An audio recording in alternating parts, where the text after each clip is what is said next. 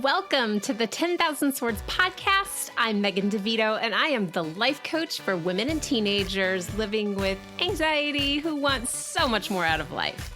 I'm here to help you create a life that you love to live, where anxiety isn't getting in your way and keeping you from the things that you want.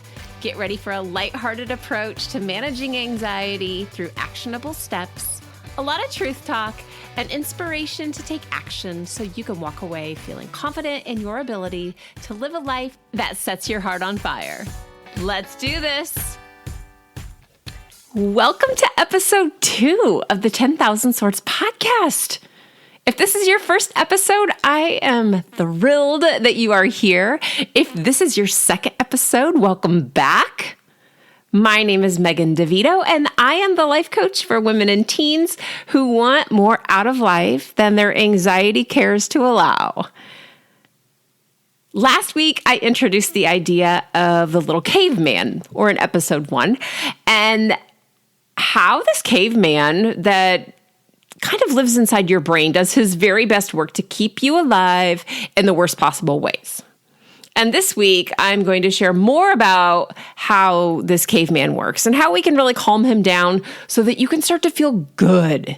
And this all comes back to the idea of the vagus nerve. Now, I'm going to warn you that I'm from Indiana, and sometimes I have Hoosierisms. And Hoosierisms are these ways of saying words that are wrong, like straight up wrong, but sometimes I say vagus nerve, and I meant vagus nerve. So just know that if you hear Vegas, that would be a lot more fun, but we are going to talk about the vagus nerve, okay? Just a heads up that sometimes my Hoosier voice comes out, and I try very hard to keep it away, but that's your warning. So let's talk about the nervous system. You have 2 sets of ways that your body can function in your nervous systems. You have the parasympathetic nervous system, and you have the sympathetic nervous system. So your parasympathetic nervous system, let's start there because it's a feel-good place to start. And we want to feel good first. And actually, when I'm coaching people, the first thing I ask in every single session is, tell me something good. What good happened? We want to really focus our brains in on that and start focusing on what's going well. What's going well for you? Your parasympathetic nervous system is making sure that things are going well, because when you're running in the parasympathetic nervous system, you feel good. This is your calm nervous system. It's like your Zen nervous system. It's the one that it's like your Netflix and chill nervous system. When your parasympathetic nervous system is in control, your heartbeat is slow and rhythmic, and you don't really notice it because it's just doing its normal thing. We don't have to focus on our heartbeat, right? It just goes. And when your parasympathetic nervous system is in control, your heart's nice and slow. We're not paying attention to it. We're not worked up. Everything feels good. Your breathing is slow, and you're breathing all the way down to that bottom hand on your belly. Like if you put a hand on your belly and a hand on your chest and we were breathing, we would notice that bottom hand was rising and falling. That's called belly breathing, and that's a parasympathetic nervous system thing. Your food is digesting. You might notice that your acid reflux isn't like making you cough or sniff. You don't have heartburn as much. The blood is flowing to your lungs and to your brain, and you just breathe and you can think. You get this really great hormone rush when you're in parasympathetic as well. And it's not like the one that we get when we're anxious. The parasympathetic hormone rush is dopamine and serotonin and oxytocin and all of those things that help you feel really, really good. Anyway, let's get back to this parasympathetic nervous system. Your hormones are rushing in. You feel really good. You're in a good mood. You're relaxed. Your pupils are shrunk down because when you're anxious, they pop open, which is why your eyes can be light sensitive. You're light. That's parasympathetic. It's a great place to be. But On the other side of the street, we have the sympathetic nervous system. And today we're going to focus a little bit more on how that side feels and how we can get back to feeling really good with the vagus nerve. The sympathetic nervous system is your fight or flight nervous system. Your heart's beating faster and you're really noticing it, and maybe it feels like it's skipping beats and it's freaking you out and you think you might be having a heart attack. And you're already, remember, this caveman's going bananas and he's trying to get you ready to outrun that fictional saber-toothed tiger that's after you. Your mouth might be dry and it's really kind of hard to swallow because my muscles and my throat are tense. And you might be breathing pretty fast and pretty shallow. So a minute ago, I said you have a hand on your chest and on your belly. When you're in sympathetic, you might notice that that top hand on your chest is moving more than the bottom hand. That air is shallow. It's just going fast in and out. And because, again, we're getting ready to outrun that saber-toothed tiger, your gut turns off your digestion. You don't need to be digesting any lunch. You just need to run or fight or freeze. And you feel really anxious, which is why people experience things like nasty diarrhea and constipation or really upset stomachs. And there's also a component here of why people who are constantly stressed and living in their sympathetic nervous system tend to gain weight. Because if you remember, I mentioned in episode 1 that your body is pushing out cortisol. And cortisol causes you to hang on to belly fat, again, so you can fight, flight, or freeze. Seems so unfair, doesn't it? The plan is the same. Survive, don't die. Whatever it takes, your caveman is just trying to keep you alive. That is what the sympathetic nervous system is about. Even when you don't want to feel that way and you know that you're being a little bit irrational, your caveman is already taken over and is doing his very best work to keep you safe. That's sympathetic. All right, quick recap. Parasympathetic is rest and digest. Sympathetic is fight or flight. Also, when you're in that sympathetic state, all of the blood is rushing from your brain out into your extremities, out into your arms and legs. So your brain's not getting the oxygen that it needs. It makes it hard to think. You're foggy brained. Your arms and legs might feel heavy and tingly or hot. And we're going to work on that today. We're going to work on really getting out of that very anxious, keyed up state and into more of that zenned out Netflix and chill state that is the parasympathetic nervous system. And the way that we do that is to learn to tone the vagus nerve. Are you with me? Okay, I'm going to tell you a story. It's a little embarrassing, or actually kind of a lot embarrassing, but I'm a passer-outer, and I have passed out more times than I care to admit in public, and it all comes down to my ridiculously untoned vagus nerve. So when I say toned, I think of sexy biceps or abs, and I don't know why we call this toning your vagus nerve, but we do.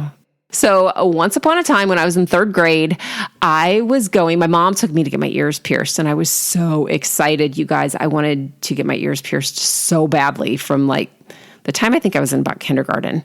And my mom took me, and I remember my 2 next door neighbors who were twins, we were all going together and we had been outside. I actually remember we were flying a kite, which is strange, but we were out flying a kite. And it was Girl Scout cookie time, and we were eating Thin Mints. This is so disgusting. And my mom says, "Hey, we're going to go get your ears pierced." And I'm so excited. But my very dysregulated nervous system at that point in my life, which, mind you guys, I was in 3rd grade when I got my ears pierced. And this is really when I remember my anxiety starting, was when I was in 3rd grade. So I got inside. We went to this like little hair salon in town. They pierced my ears. I pass out, throw up Girl Scout cookies all over myself, and they have to take my shirt off because I barfed on myself. How gross and embarrassing is that, right? So that was my first experience with passing out. And it just gets better. Just wait. And then you like fast forward until I'm in high school, right? And I had already, in between times, I had passed out once at basketball practice when I was in middle school. I think I passed out once when I was doing something else at school. Like I remember kind of like putting up a bulletin board and kind of passing out. But I got to high school and I was going to a tanning bed at the same salon where I got my ears pierced when I was in 3rd grade. And I had an ear infection and I hadn't really eaten very much. And it was the end of the school day. I was in high school and I had this really amazing prom date who happens to be my husband's best friend and who was the best man in our wedding, but I wasn't dating my husband yet. And his very sweet girlfriend, who is now his wife, couldn't go to prom. So I was going to go with him. But are you ready? I got too hot in the tanning bed and I walked out and I passed out in front of him at the same salon where I passed out when I was in 3rd grade. And this was all because of my really untoned vagus nerve, apparently. Anyways, there's so many more stories about me passing out. Yes, multiple times. Like, it's a little ridiculous. So your vagus nerve controls so much of your bodily functions that when it's not toned and it is dysregulated, you can have really embarrassing situations where you pass out and throw up in public, like I do. However, during this podcast, I really want to talk about less about the physical symptoms of a low vibing vagus nerve and more about some simple steps that you can take to improve the tone of this vagus nerve. And I really want to talk about how it can help you with those physical symptoms and with your anxiousness, because it's all tied up into this nice, neat little package. The vagus nerve is a nerve that runs from your gut, like from your large intestine, up to your brain. And it controls everything from your blood pressure to your heart rate, how you digest food, all of these things. And when you're thinking about all the ways that you experience anxiety, it might start to make sense to you how important getting this nerve toned and working properly can be because of how much it controls. Now, you might say, yes, but what does passing out have to do with this vagus nerve? Well, it has to do with the vagus nerve because it controls your blood pressure and your heart rate. And for me, when I would quickly switch into my sympathetic nervous system, and my heart rate would speed up and my blood pressure would drop and then I would drop. So that's what was happening. But there's a lot of benefits to stimulating this vagus nerve and really toning it. Think of it like a workout for a nerve, a really, really important nerve that wanders all through your body. One thing that I didn't know until I really started looking into this is that they use vagal toning. That sounds dirty. Sounds dirty. It's not, though. They use vagal or vagus nerve toning to minimize seizures with people in epilepsy and to treat resistant depression, which is like depression for people who have tried all the medication and things like that, and they're still extremely depressed. Toning this vagus nerve and stimulating it artificially with an electrical impulse has been incredibly promising and beneficial for those people. So to a lesser extent, for those of us who struggle with mental health issues, especially with anxiety, being able to do this easily, and I mean, these are simple things you can do at home that I'm going to share with you today, is incredibly powerful. You're going to learn how to regulate your emotions better, how to bring down inflammation. So if you're struggling with fibromyalgia or just achiness, cluster headaches, migraines, brain fog. This nerve is responsible for all of those things. This nerve is also known as the love nerve, which I think is so awesome. And when this nerve is activated, we are more able to feel compassion for other people, to be sympathetic and caring, and because we are in tune with the world around us instead of focused on ourselves, which is, wow. What kind of crazy good could we do in the world if everybody started really paying attention to this one nerve and caring about other people? And imagine not noticing those things in your body that are causing you to feel anxious. That's where we're going with this. It's a big deal. So the places that we often notice anxious symptoms in the body are all tied to the vagus nerve. Things like acid reflux, a racing heart, feeling dizzy, that upset stomach, nausea, if your ears are ringing, if your vision is blurry, it's all on this nerve.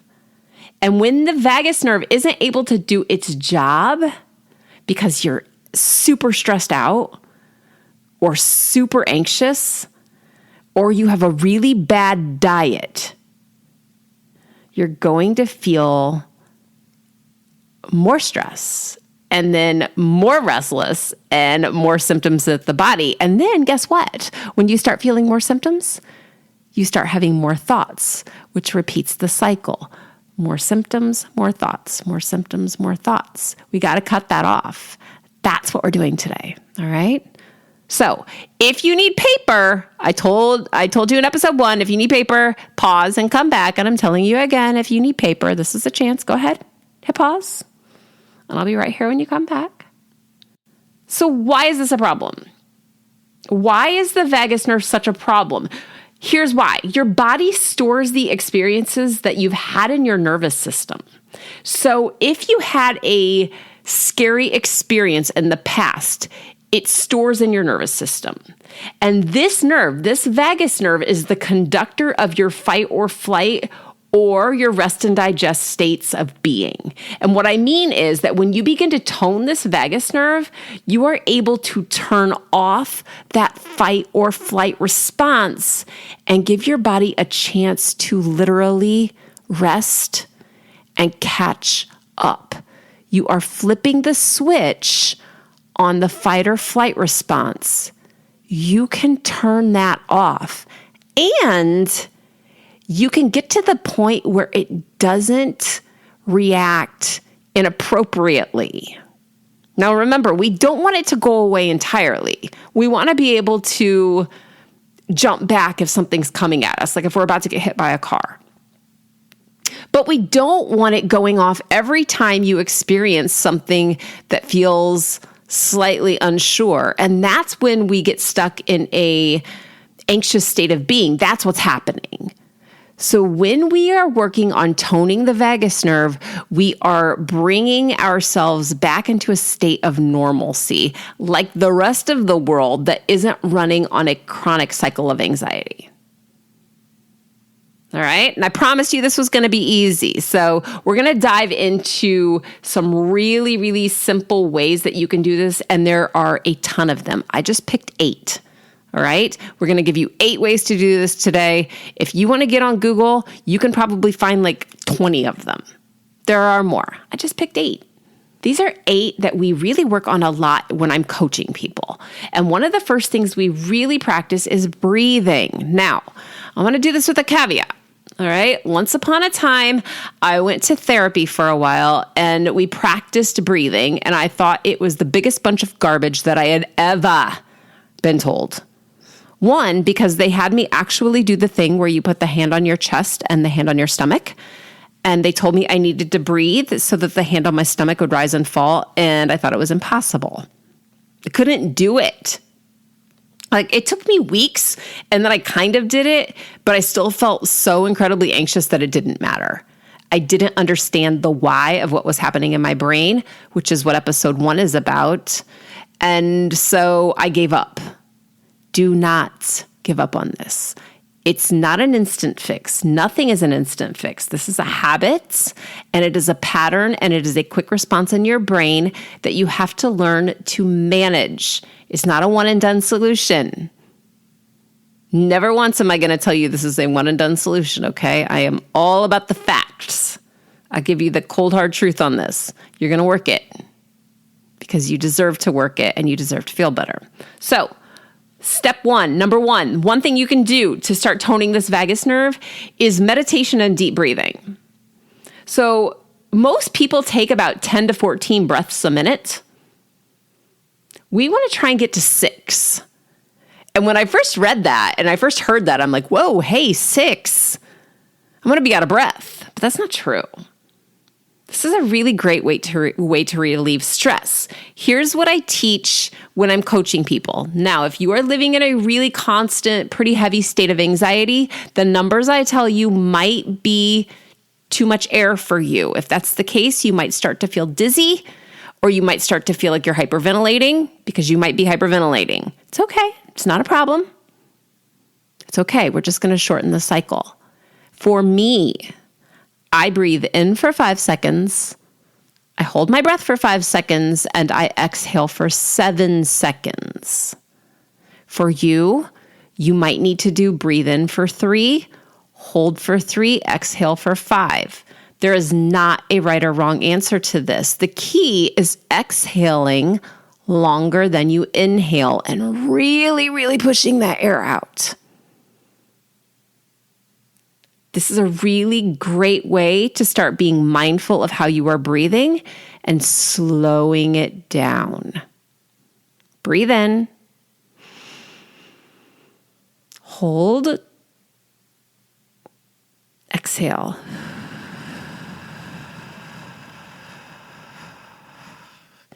And you just repeat that pattern for 5 minutes, and you've exercised your vagus nerve. That's one way to do it. So simple. And the coolest part is you can do this while you're driving your car. You can do this while you're walking through the grocery store. You can do this while you're sitting in class. Nobody's going to know. I mean, you could let them know. You could be really dramatic about it, but you don't have to. You can do this anywhere. It shuts off your fight or flight response. It lets it take a break and gets you back into center.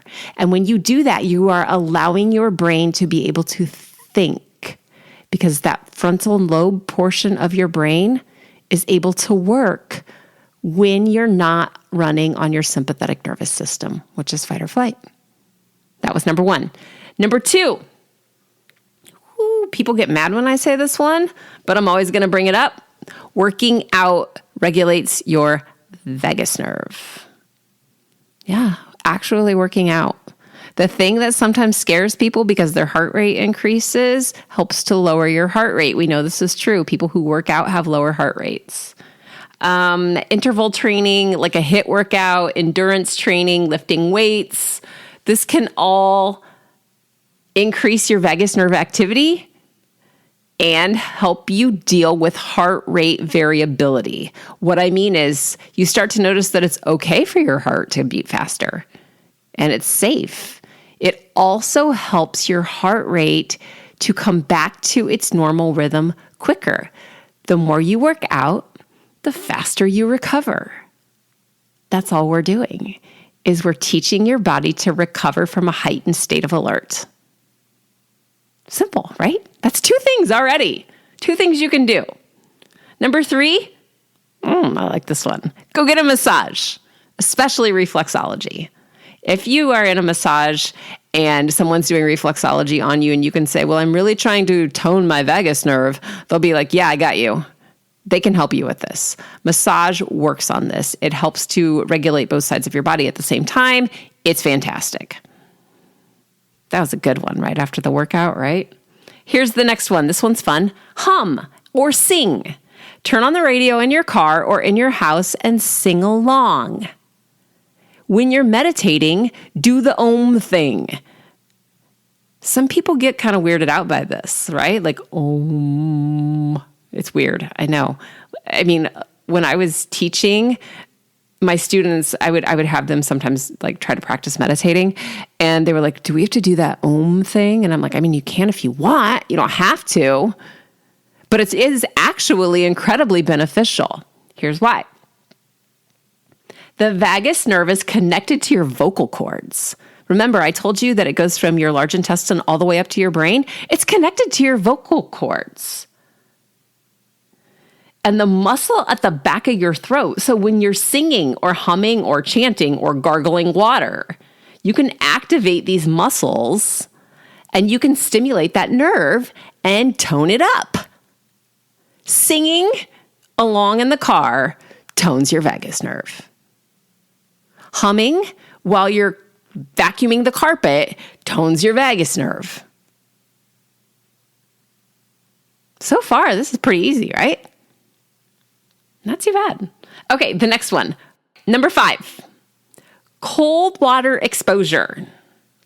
Have you guys seen on social media, I've watched a lot of these on Instagram Reels, people getting into ice baths. Now, I'm going to tell you that I am like a chronically cold person. I am rarely warm.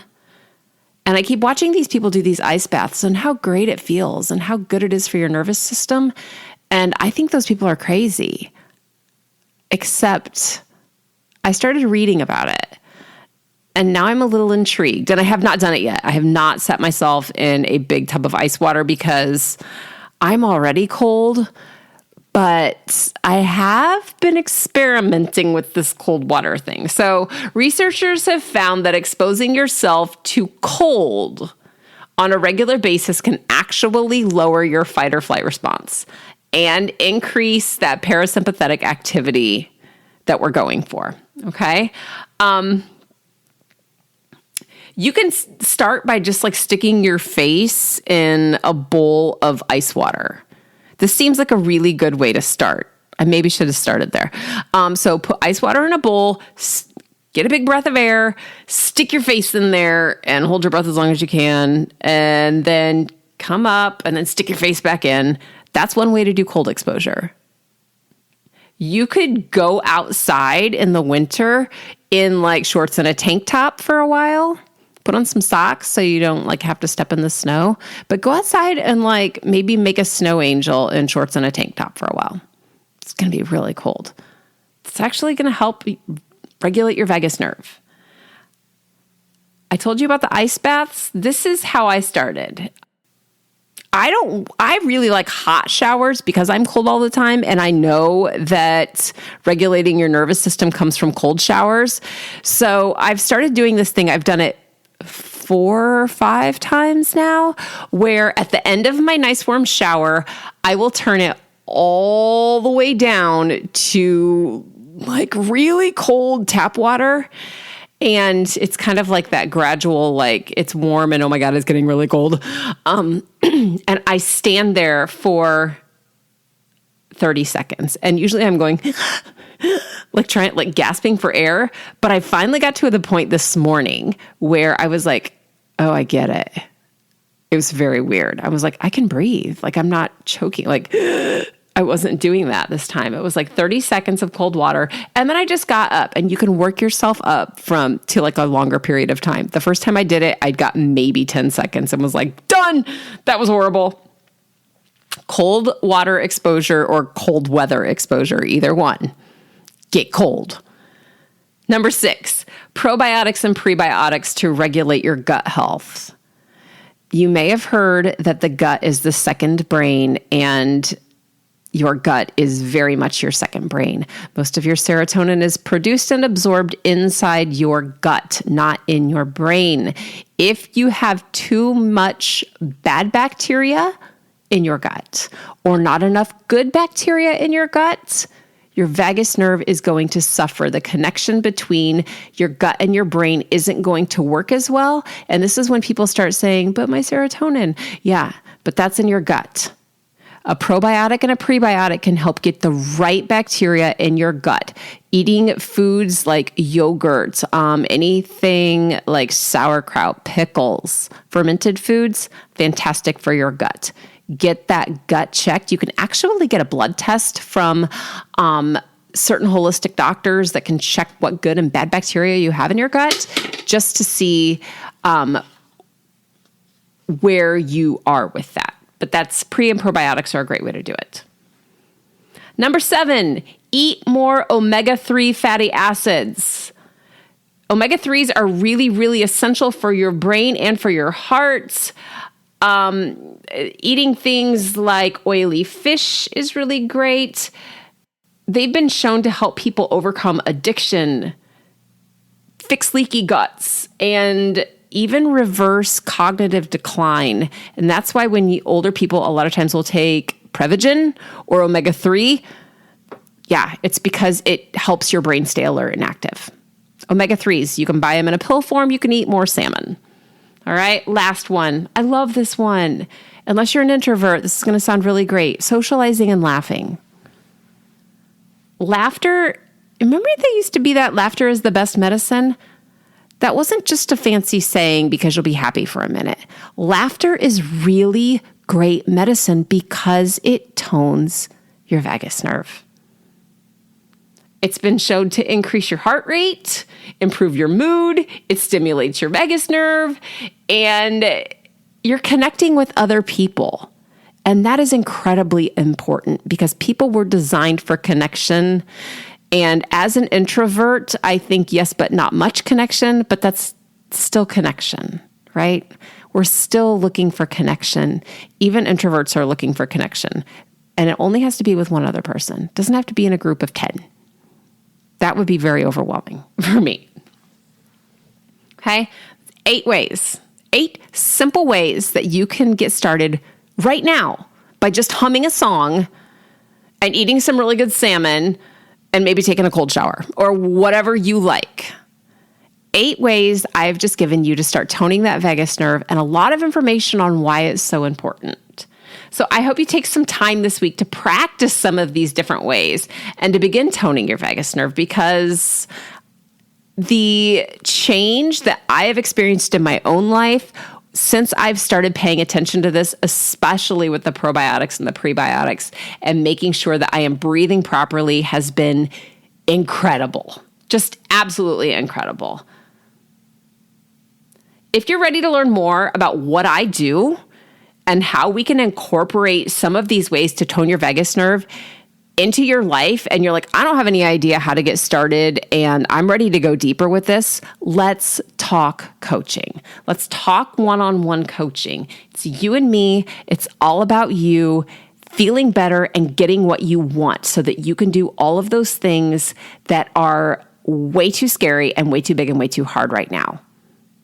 Okay? Super easy to do. You schedule a consultation by going to 10,000swords.com. You click the Work With Me tab at the top of the page on my website, and you just choose time on your calendar that works for you. We jump on the phone and we talk for an hour, and it is fantastic. You're going to love it. You're going to love it.